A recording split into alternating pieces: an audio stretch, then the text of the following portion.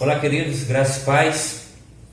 Nós louvamos a Deus por mais esse tempo. Quero convidar você a curvar sua cabeça, fechar os seus olhos onde você estiver. Nós vamos elevar os nossos pensamentos a Deus, pedir a direção dele para o nosso encontro e agradecer a Ele por mais esse dia que Ele nos concede. Bondoso Deus, nosso Pai, graças te damos, ó Deus, pela Tua graça, pela Tua bondade, pela Tua misericórdia sobre nós, Senhor.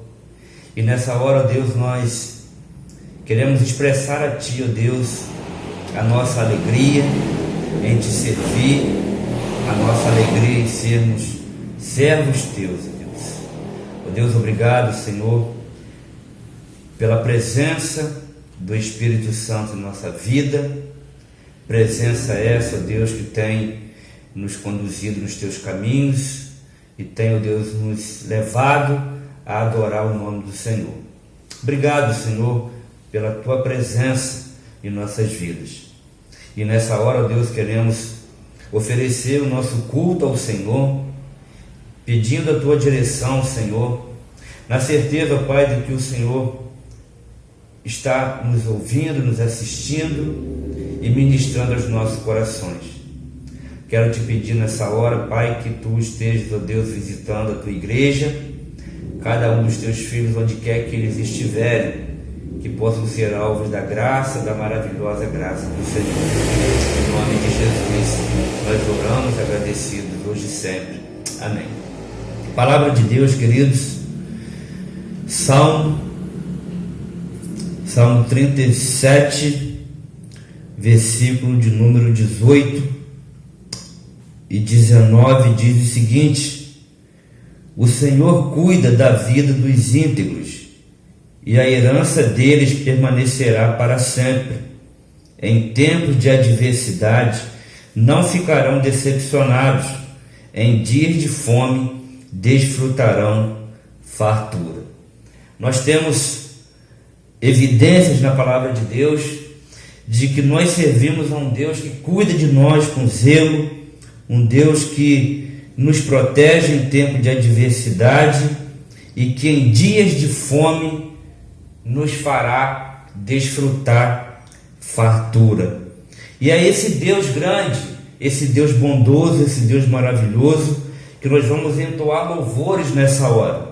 E para isso eu convido você, onde você estiver, a adorar o Senhor, juntamente com o nosso ministério que estará nos conduzindo nesse momento.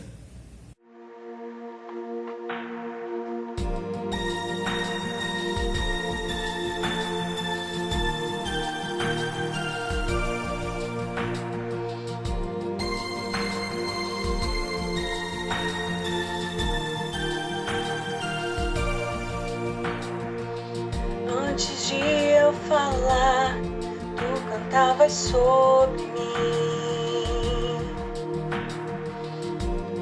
Tu tens sido tão, tão bom pra mim. Antes de eu respirar, sopraste Tua vida em mim. Tu tens sido tão, tão bom pra mim. Oh, impressionante, infinito e ousado amor de Deus, oh, que deixa as 99 só pra me encontrar. Não posso comprá-lo, nem merecê-lo, mesmo assim se entregou. Oh, impressionante, infinito e ousado amor de Deus.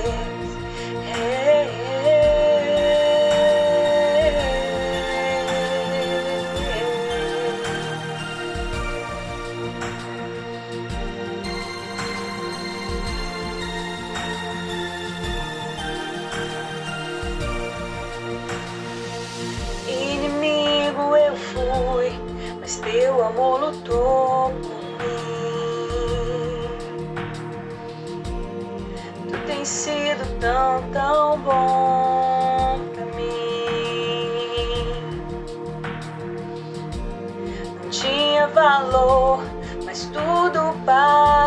por mim.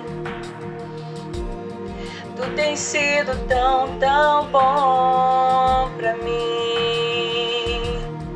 Oh, impressionante, infinito e ousado amor de Deus. Oh, que deixa as 99 só pra me encontrar. Não posso comprá-lo, nem merecê-lo, mesmo assim se entregou. Oh, impressionante, infinito e ousado amor de Deus.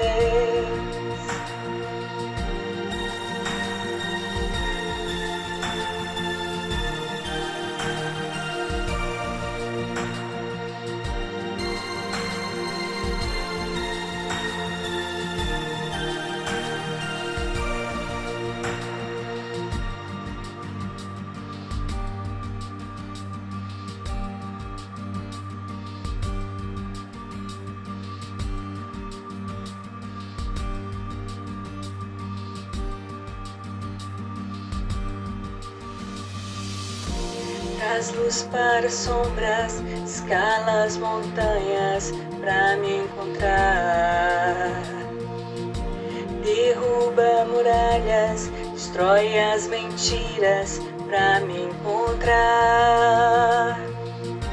Traz luz para sombras, escala as montanhas pra me encontrar.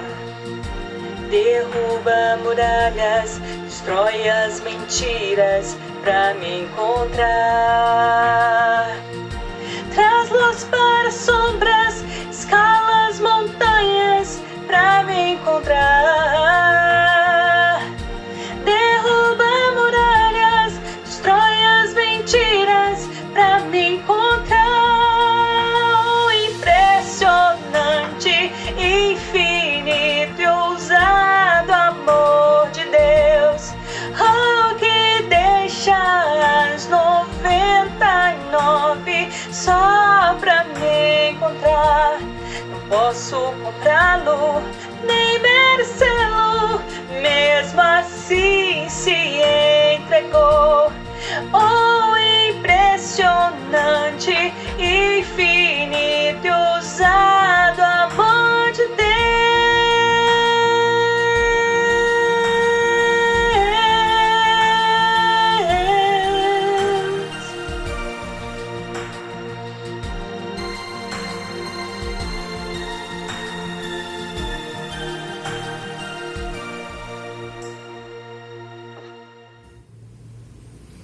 Graças a Deus, irmãos, por esse tempo de adoração ao Senhor, já dando início à nossa reflexão desse dia, desse tempo, eu quero convidar você, por gentileza, a ler comigo Atos capítulo 1, versículo 8, onde estaremos iniciando mais uma série, pela bondade do Senhor. Quero falar com você sobre a igreja e o poder do Espírito Santo.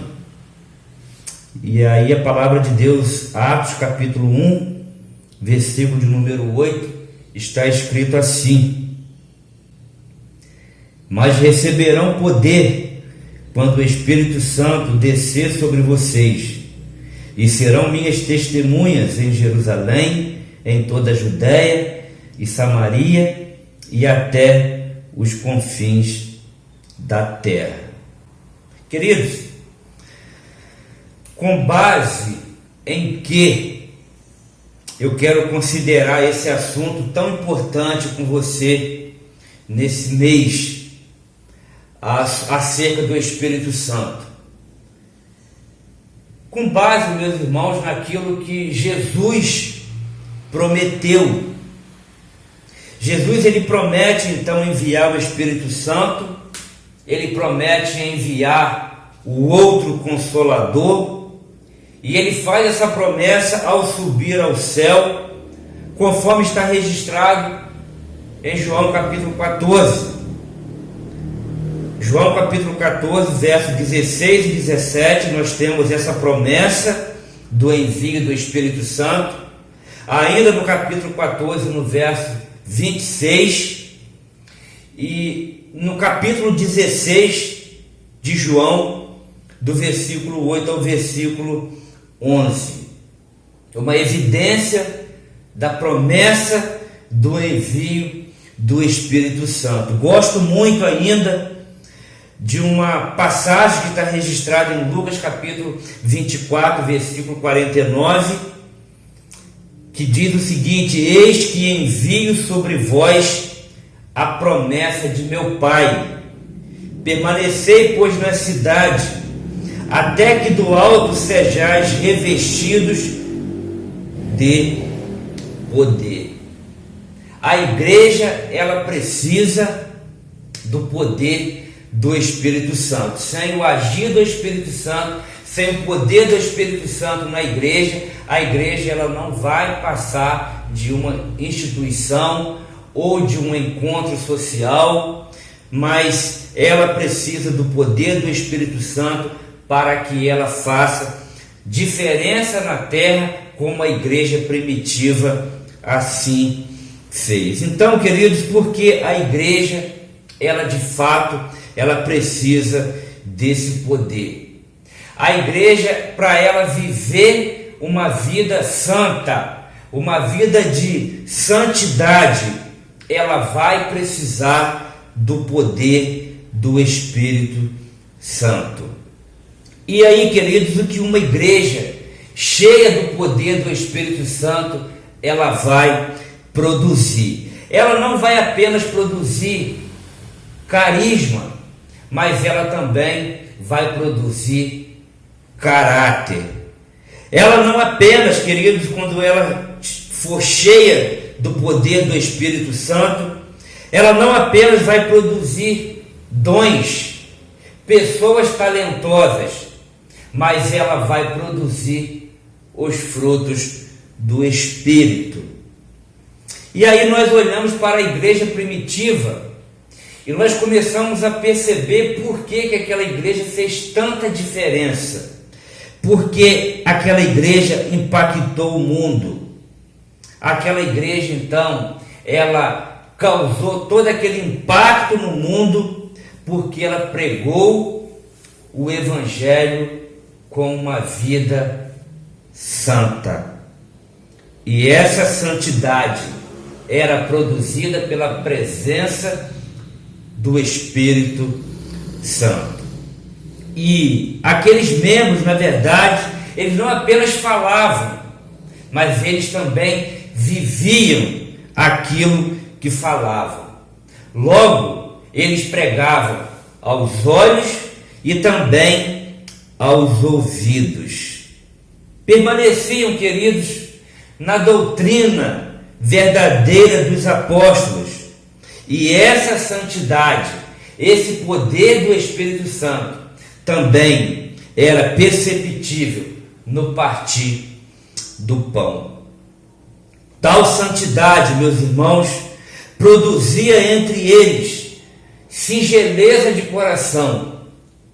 Tal presença do poder do Espírito Santo na vida daquela igreja era perceptível pelo amor que eles viviam, pela comunhão. E aí, queridos, não diferente daquela igreja, a igreja desse tempo também precisa viver no poder do Espírito Santo.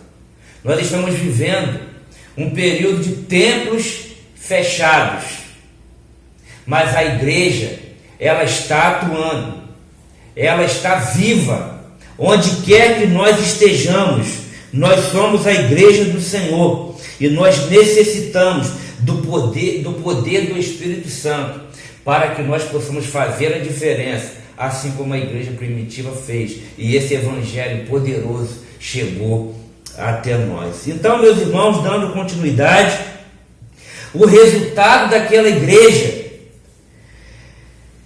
que viveu o poder do Espírito Santo, ela teve um crescimento sobrenatural, porque o próprio Espírito Santo, ele ia acrescentando dia a dia aqueles que iam sendo salvo.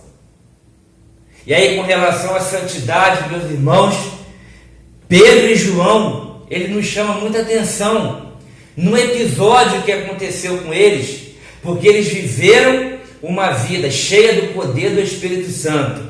E aí, em Atos, capítulo 3, versículo 4, eles estavam indo orar no templo, e aí um coxo se dirige a eles, pedindo esmola. E algo interessante que Pedro, fitando juntamente com João, disse para ele o seguinte: olha para nós. Isso está registrado em Atos capítulo 3, versículo 4. E algo que me chama a atenção aqui, queridos, é que eles tinham essa coragem de ser um bom exemplo para o mundo.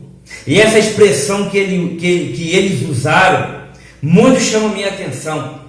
Olha para nós. Viviam uma vida de santidade. Eles pregavam aos olhos e também pregavam aos ouvidos. E o poder do Espírito Santo produziu uma vida tão santa naqueles homens que eles tinham coragem de dizer para o mundo: olhe para nós. O que isso nos leva a pensar, meus amados, é que essas marcas, elas não são apenas distintivas da igreja primitiva, mas devem ser também a nossa busca mais intensa e o nosso viver mais urgente. Alguém outro dia me disse que está muito preocupado pelo fato de não estarmos congregando, de não estarmos com o nosso templo aberto, vindo às nossas reuniões. Mas, queridos, o Espírito Santo, ele não atua somente aqui nesse espaço físico, 4 paredes. Ele atua na minha vida, e esse atuar produz em mim uma vida de santidade. E eu preciso fazer a diferença, mesmo com o templo fechado, no meu dia a dia, onde quer que eu esteja. O poder do Espírito Santo na vida da igreja produz uma vida de santidade. Eu e você somos igreja, independente de templos fechados ou abertos. A igreja, queridos, precisa do poder do Espírito Santo para viver essa santidade. Mas a igreja ainda precisa do poder do Espírito Santo para perdoar. Para perdoar. E aí, quando nós olhamos para a palavra de Deus, nós temos um exemplo dos judeus e dos samaritanos. Esses povos que não se entendiam de jeito nenhum e se consideravam inimigos irreconciliáveis. Havia ali, queridos, uma ferida aberta entre esses dois povos. E somente o poder do Espírito Santo podia tratar, fechar, tapar esse abismo que havia entre esses dois povos. Por que então, queridos, que havia essa inimizade, esse abismo? Porque os samaritanos eram um povo mestiço, meio hebreu, meio gentio. Eles não acreditavam que o Antigo Testamento era a palavra inspirada, só aceitavam como inspirado o Pentateuco. Eles tinham outra religião, outra fé e outra maneira de adorar a Deus. Então, o povo de Israel volta do cativeiro babilônico. Os samaritanos então tentam se unir a eles na construção do templo, mas o povo hebreu recusa tal parceria, não se une a eles.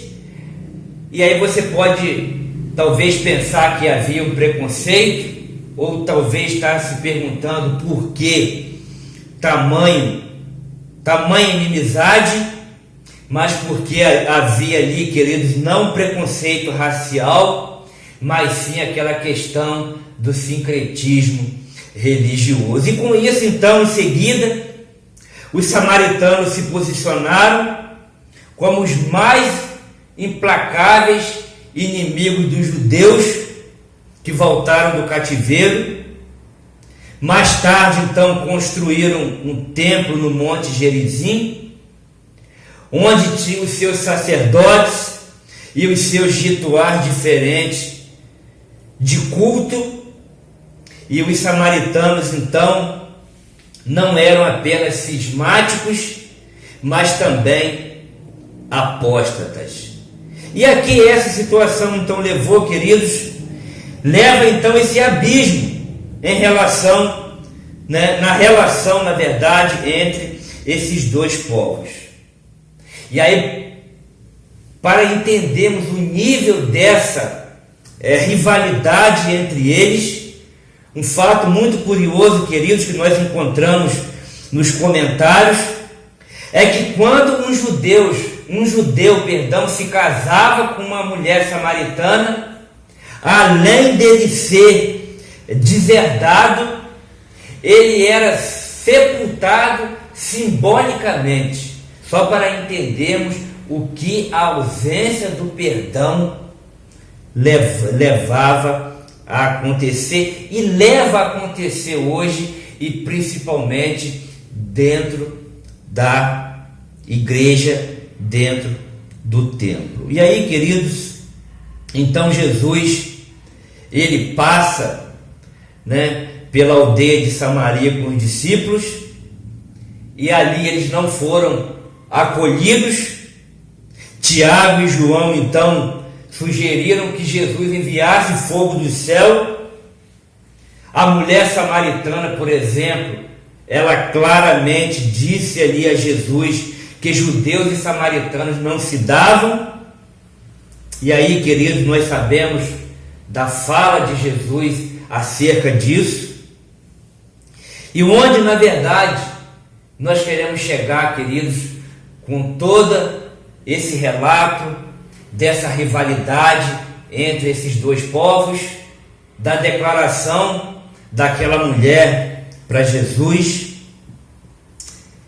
O que nós queremos focar, queridos, é que quando a igreja, ela recebe, na verdade, o poder do Espírito Santo, as mágoas, elas são curadas, o perdão, ele é oferecido, e onde o perdão é oferecido, onde a paz reina, o Evangelho de Jesus, ele triunfa. Quantos embates, quantas lutas nós travamos dentro da própria igreja, e muitas das vezes nós esquecemos do perdão, e quem gera esse perdão é o Espírito Santo de Deus. É por isso, queridos, que a igreja, ela precisa do poder do Espírito Santo. Precisamos do poder do Espírito Santo para perdoarmos uns aos outros. Precisamos do poder do Espírito Santo para não armazenarmos mágoas no nosso coração. Onde o Espírito Santo de Deus está governando, aí prevalece o amor e o poder. Continuando, meus irmãos, com esse assunto de extrema relevância, a igreja, ela ainda precisa do poder do Espírito Santo para que o Evangelho se propague, para que ela realize a obra missionária, para que ela possa testemunhar tanto aqui como além das nossas fronteiras. Para onde então, meus irmãos, o nosso Senhor Jesus, ele chama a nossa atenção, para onde ele chama a atenção dos seus discípulos. Ele, na verdade, desloca, queridos, a atenção deles para um chamado muito urgente.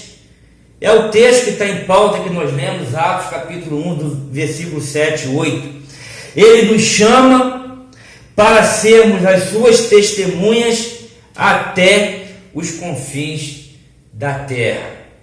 Mas recebereis poder para serem as minhas testemunhas. Poder de quem? Poder do alto, poder do Espírito Santo de Deus. A igreja ela precisa desse poder para levantar os seus olhos e ver os campos prontos para a ceifa. Ela precisa do poder do Espírito Santo para ela ter a visão do farol alto, para que ela possa sair das quatro paredes.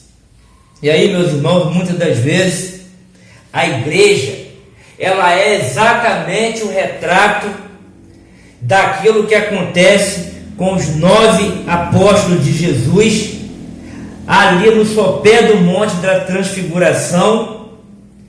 Os discípulos discutiam, na verdade, ali com os escribas, e enquanto eles discutiam, havia um pai aflito com um filho endemoniado, precisando ser socorrido, e os discípulos ocupados, eles estavam ali travando uma batalha errada, na hora errada, com a motivação errada e com pessoas erradas.